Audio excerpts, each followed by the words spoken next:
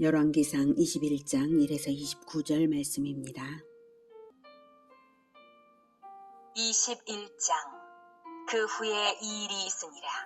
이스라엘 사람 나봇에게 이스라엘에 포도원이 있어 사마리아의 왕 아합의 왕궁에서 가깝더니 아합이 나봇에게 말하여 이르되, 내 포도원이 내 왕궁 곁에 가까이 있으니 내게 주어 채소밭을 삼게 하라.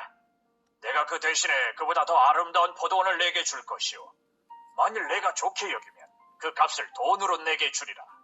나봇이 아합에게 말하되, 내 조상의 유산을 왕에게 주기를 여호와께서 금하실지로다. 하니 이스라엘 사람 나봇이 아합에게 대답하여 이르기를, 내 조상의 유산을 왕께 줄 수 없다. 하므로 아합이 근심하고 답답하여 왕궁으로 돌아와 침상에 누워 얼굴을 돌리고 식사를 아니하니 그의 아내 이세벨이 그에게 나와 이르되, 왕의 마음에 무엇을 근심하여 식사를 아니하나이까?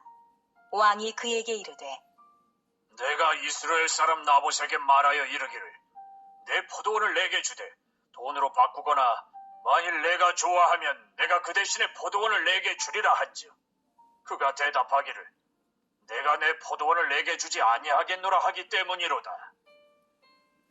사랑하는 형제 여러분, 11월 3일 목요일 새벽 묵상에 오신 것을 환영합니다. 20장에서는 아람의 베나닷과 두 번의 전쟁을 이기게 하신 하나님을 아합이 배반해서 베나닷과 화친했으므로 한 선지자를 통하여서 심판을 선고받은 것을 보았습니다. 심판을 선고받았으나 아합은 회개하지 않았습니다. 회개했다면 결코 생길 수 없는 사건이 벌어졌거든요. 1절에 그 후에 이 일이 있으니라 라는 것은 20장의 사건 후에 한 선지자의 퍼포먼스로 심판 선언을 받고 난 후 이 일이 있었던 것입니다. 아합은 심판 선언보다도 두 번의 전쟁 승리와 아람으로부터 돌려받은 성읍들과 무역로 개통에 만족되자 이제는 자기 궁궐을 확장하려고 한 것입니다. 나봇에게 포도원 거래를 제안했죠. 현대의 우리에게는 아합의 제안이 무리가 없는 것으로 여겨집니다. 그러나 하나님께서는 이스라엘에게 토지의 매매를 율법으로 금지하셨습니다. 천국의 진리는 천국에 들어가기만 가면 누구에게나 자기 땅이 있는 것입니다. 마찬가지로 이스라엘은 천국을 보여주는 신정 왕국이기 때문에 모든 백성에게는 자기 기업이 있어야 하고 그것은 결코 빼앗을 수 없는 것입니다. 설령 가난하여져서 땅을 팔아야 되는 경우에도 희년까지의 경작권만 팔게 하신 것이 하나님의 법입니다. 이렇게 토지법은 이스라엘의 철칙이었는데요. 북이스라엘은 우상숭배를 하고 또 하나님을 버리기 시작하면서 이미 토지의 매매로서 왕이 자기 땅을 넓혀가고 있었던 것이 아합의 아버지 오므리에게서부터 이미 시작이 되었습니다. 열왕기상 16장 24, 25절에 보면 아합의 아버지 오므리가 세멜에게서 사마리아 산을 사고 사마리아 성읍을 건축하고 그랬던 것을 이제 말하고 있습니다. 이제 아합도 그렇게 하려는 것이죠. 이스르엘에는 아합의 별궁이 있었습니다. 사마리아에는 왕궁, 이스르엘에는 별궁. 하지만 나봇은 거절했습니다. 매매 자체를 율법이 금지하고 있기 때문입니다. 3절 나봇이 아합에게 말하되 내가 내 조상의 유산을 왕에게 주기를 여호와께서 금하실지로다 라고 말을 했기 때문에 아합은 한 번 눈독을 들인 것을 포기하지 못해서 광분했기 때문에 밥도 안 먹을 정도였습니다. 그래서 아내 이세벨이 수작을 했습니다. 7절 그의 아내 이세벨이 그에게 이르되, 왕이 지금 이스라엘 나라를 다스리시나이까? 일어나 식사를 하시고 마음을 즐겁게 하소서. 내가 이스라엘 사람 나봇의 포도원을 왕께 드리리이다 하고 아합의 이름으로 편지들을 쓰고 그 인을 치고 봉하여 그의 성읍에서 나봇과 함께 사는 장로와 귀족들에게 보내니 그 편지 사연에 이르기를, 금식을 선포하고 나봇을 백성 가운데에 높이 앉힌 후에 불량자 두 사람을 그의 앞에 마주 앉히고 그에게 대하여 증거하기를 내가 하나님과 왕을 저주하였다 하게 하고 곧 그를 끌고 나가서 돌로 쳐 죽이라 하였더라. 이세벨은 모략으로 나봇을 죽이고 포도원을 빼앗기로 했습니다.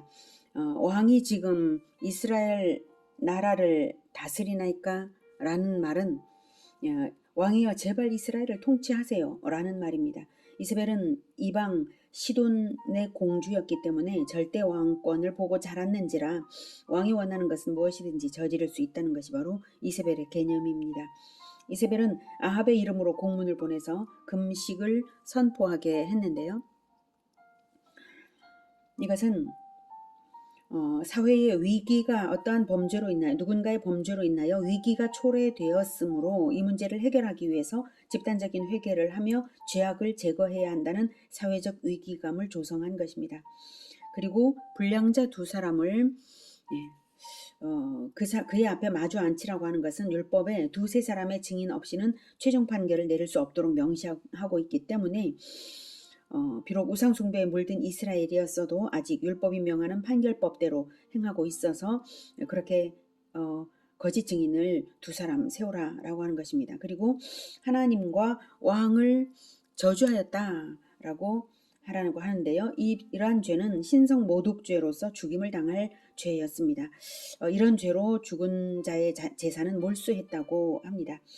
신명기 13장 16절에는 그 우상 숭배자들에게서 그들의 물건을 거리에 모아놓고 그 성읍과 그 탈취물 전부를 불살라 내 하나님 여호와께 드릴지니 그 성읍은 영구히 폐허가 되어 다시는 건축되지 아니할 것이라 이렇게 명시하고 있습니다. 그래서 아무도 손대지 못하게 한 것을 왕의 것으로 빼앗으려고 율법을 역이용하는 것이죠. 이스벨은 본인이 하나님을 믿지도 않으면서 하나님의 이름으로 율법을 역이용해서 사람을 죽이라고 장로들과 귀족들을 교사했는데요. 이 장로와 귀족들은 누구보다도 율법을 잘 알고 또한 성읍 사람들을 보호해야 할 책임이 있는 자들입니다. 그런데 거짓 증인을 세워서 사형을 판결하고 돌로 쳐 죽이라는 말에 복종할까요? 네, 11절. 그의 성읍 사람 곧 그의 성읍에 사는 장로와 귀족들이 이세벨의 지시 곧 그가 자기들에게 보낸 편지에 쓴 대로 하여 금식을 선포하고 나봇을 백성 가운데 높이 앉히매 때에 불량자 두 사람이 들어와 그의 앞에 앉고 백성 앞에서 나봇에게 대하여 증언을 하여 이르기를 나봇이 하나님과 왕을 저주하였다 하며 무리가 그를 성읍 밖으로 끌고 나가서 돌로 쳐 죽이고 이세벨에게 통보하기를 나봇이 돌에 맞아 죽었나이다 하니 네. 성읍의 장로와 귀족들은 이세벨이 모략으로 명한 것을 뻔히 알면서도 이세벨에게 협력하여서 극악한 범죄를 하나님의 이름으로 저질렀습니다.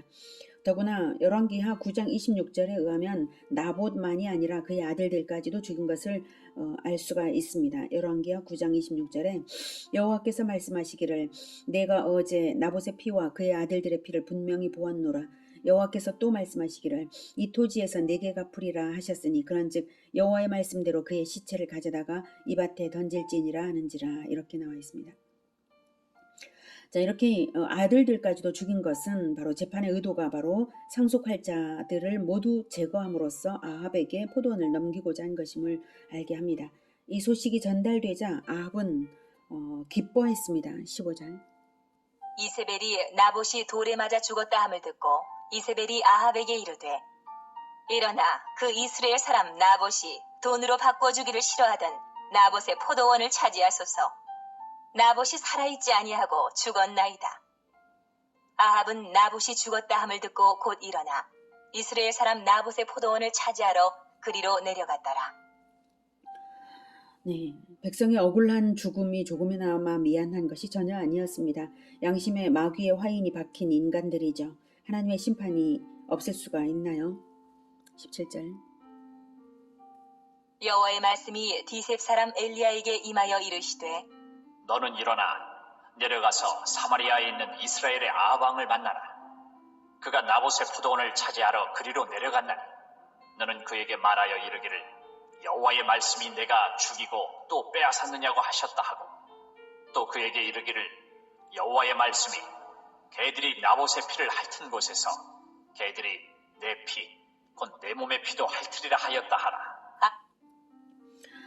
개들이 나봇의 피를 핥은 곳에서 개들이 내 피고 내 몸의 피도 핥으리라. 이것은 동회복수법의 원칙에 입각한 재앙을 선언하신 것입니다. 하나님은 대접 받으신 대로 대접을 돌려주시는 하나님이십니다. 은혜로운 대접을 사랑의 대접을 받으면 사랑으로 돌려주시고, 그리고 극악한 대접을 받으면 극악하게 돌려주시는 하나님이십니다. 하나님의 아들인 나봇을 그렇게 했으니 그렇게 돌려주겠다, 이렇게 하시는 것입니다. 한편 이 개들이 나봇의 피를 핥은 곳에서 개들이라고 하죠. 개들이 내 몸의 피도 핥으리라. 이것은 개밥이, 한마디로 개밥이 된다는 것인데요. 전쟁이나 반란 등의 재난으로 죽임을 당한다는 뜻이고요. 극히 비참하고 불명예스러운 죽음이 될 것이라는 뜻입니다. 나봇의 피를 핥은 곳에서는 이스라엘만을 의미하는 것은 아니고요. 성경은 북이스라엘 전체를 사마리아로 대표하여 말하기도 하므로 왕궁과 별궁이 있었던 사마리아나 이스라엘이나 다 왕의 영역이므로 바로 그 영역에서 그런 일이 있을 것이라는 의미입니다. 훗날 이 선언대로 사마리아에서 그런 일이 실제로 일어났습니다. 20절. 아합이 엘리야에게 이르되 내 대적자여, 네가 나를 찾았느냐? 대답하되 내가 찾았노라. 내가 네 자신을 팔아 여호와 보시기 악을 행하였으므로 여호와의 말씀이 내가 재앙을 네게 내려 너를 쓸어버리되 내게 속한 남자는 이스라엘 가운데 매인자나 노인자를 다 멸할 것이요 또 내 집이 느바세 아들 여로보암의 집처럼 되게 하고 아히야의 아들 바사의 집처럼 되게 하리니 이는 내가 나를 노하게 하고 이스라엘이 범죄하게 한 까닭이니라 하셨고 이세벨에게 대하여도 여호와께서 말씀하여 이르시되 개들이 이스라엘 성읍 곁에서 이세벨을 먹을지라. 아합에게 속한 자로서 성읍에서 죽은 자는 개들이 먹고 들에서 죽은 자는 공중의 새가 먹으리라고 하셨느니라. 하니 엘리야가 그래서 아합에게 갑자기 나타나자 아합이 하는 말을 좀 보세요. 20절에 내 대적자여 네가 나를 찾았느냐. 네. 하나님을 두려워한다면 이런 말을 하나님의 종에게 할 수가 없죠. 왕이 그렇게 말할지라도 엘리야는 자기의 말을 합니다. 매인자나 노인자나 다 멸할 것이요. 여기서 매인자, 노인자는 종이거나 자유인이거나를 막론하고 전부 심판을 당할 것이다 라고 하는 것입니다. 여기서 느바세 아들, 내 집이 느바세 아들 여로보암의 집처럼 되게 하고 아히야의 아들 바하사의 집처럼 되게 하리니 라고 하시죠. 여로보암이나 바하사는 둘 다 자신의 왕조를 창건한 자들인데요. 부하에 의해 둘 다 부하에 의해 왕조 2대 만에 멸문지화를 당한 인물들입니다. 그들이 이런 엄청난 화를 당한 이유는 하나님을 배반한 것은 물론이고 온 이스라엘 사람들을 죄악으로 이끌었기 때문입니다. 그러므로 바알 숭배를 공식적으로 이끌었던 아합과 이세벨에게도 동일한 재앙이 임할 것이라는 뜻입니다. 그리고 이 예언은 실제로 아합의 아들 요담 때에 그대로 성취됩니다. 예수님도 말씀하시기를 죄를 짓게 하는 죄가 얼마나 큰 죄인지를 이렇게 말씀하셨습니다. 마태복음 18장 6에서 10절에 누구든지 나를 믿는 이 작은 자 중 하나를 실족하게 하면 차라리 연자 맷돌이 그 목에 달려서 깊은 바다에 빠뜨려지는 것이 나으니라. 실족하게 하는 일들이 있음으로 말미암아 세상에 화가 있도다. 실족하게 하는 일이 없을 수는 없으나 실족하게 하는 그 사람에게는 화가 있도다. 만일 내 손이나 내 발이 너를 범죄하게 하거든 찍어내 버리라. 장애인이나 다리 저는 자로 영생에 들어가는 것이 두 손과 두 발을 가지고 영원한 불에 던져지는 것보다 나으니라. 만일 내 눈이 너를 범죄하게 하거든 빼어내 버리라. 한 눈으로 영생에 들어가는 것이 두 눈을 가지고 지옥불에 던져지는 것보다 나으니라. 삼가 이 작은 자 중에 하나도 업신여기지 말라. 너희에게 말하노니 그들의 천사들이 하늘에서 하늘에 계신 내 아버지의 얼굴을 항상 배움느니라.